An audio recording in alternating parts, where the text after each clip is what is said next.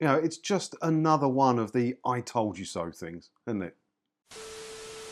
Hi, it's me again. And yeah, and I don't like saying I told you so, but it was obvious, wasn't it? It was obvious. Nadine Dorries come out swinging, and I do believe deep down somewhere that Nadine was really trying to get the licence fee abolished and to get real change to happen at the BBC. I do believe she wanted to do that. I just don't believe she was able to do it, whether it was the speed of government or there was other factors involved that were preventing her from making the big changes at the BBC. I guess we'll never know, right? I guess we'll never know. But one thing was for sure, that any changes she brought in would only happen if she was still in the gig when the licence fee charter expires in 2027. Because even if she left 6 months before the licence fee charter was due to expire, someone could come in and throw everything she's done out the window and start again from scratch with their own ideas, or keep the licence fee, whatever they wanted to do. And Nadine's actually saying the same thing now as well. Dorries slams delay on Channel 4 sale, BBC licence fee and online safety bill. Former Culture Secretary Nadine Dorries has slammed Liz Truss's government for its inactivity surrounding the sale of Channel 4, the BBC licence fee review and the online safety bill. Taking to Twitter, Dorries wrote, "Widespread dismay at the fact that 3 years of work has effectively been put on hold. No one asked for this. Channel 4 sale, online safety bill, BBC licence fee review, all signed off by Cabinet, all ready to go. All stopped. If Liz wants a whole new mandate, she must take to the country." So yeah, I mean, Nadine swung in a little dig there as well, because she thinks Truss should throw a general election. I happen to think that too. I don't get how you can be Prime Minister if you wasn't going to be Prime Minister when the vote happened. You know, nobody voted for Liz Truss to be Prime Minister. People voted for the Conservative Party to get Boris into power, not Liz. So I think that, but that's not what we're talking about here, although I do think Nadine's right.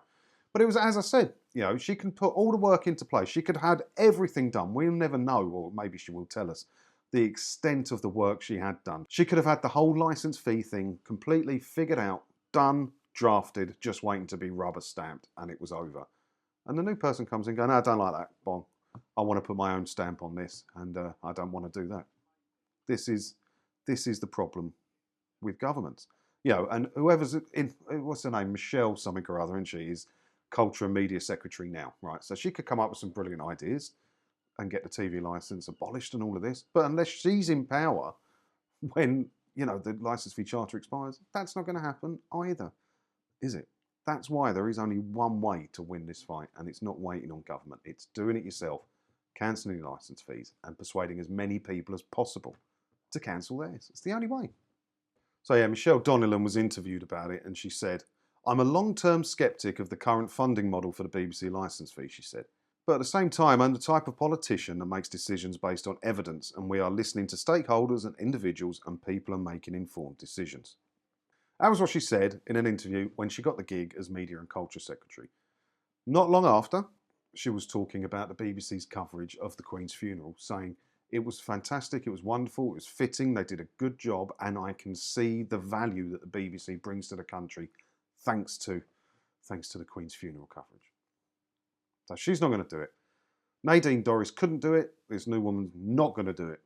There's only one way to get rid of the funding model and the BBC themselves, if that's your personal target. Me, I don't care. I just don't want people to be taxed for paying for the BBC. They should earn their own money like every other company in the world has to do. There's only one way to get that to happen, and that's to persuade as many people as possible to cancel their telly licence. Now, one of the best tools I've got for helping people to cancel their telly licence is down below. I'll put a link below anyway, but if you hit my name, the little icon thing down there, the page that pops up, my YouTube homepage thing, there's a video that will start playing. And it's all broken down with everything you can and can't do if you don't watch a television licence. Dead easy to understand, broken down into sections. Share that with people. It's really helped a lot of people. The amount of emails I get about it where it's helped people is crazy. So use that, share it around social media as much as possible. And yeah, that's the only way it's going to happen. You can't rely on government to do anything, can you? Especially not this. But let me know what you think about this down in the comments below. And as always, thanks for watching. Don't forget to hit the subscribe button if you haven't already, because that way, hopefully, I'll see you in another video again soon, won't I? Ta-da.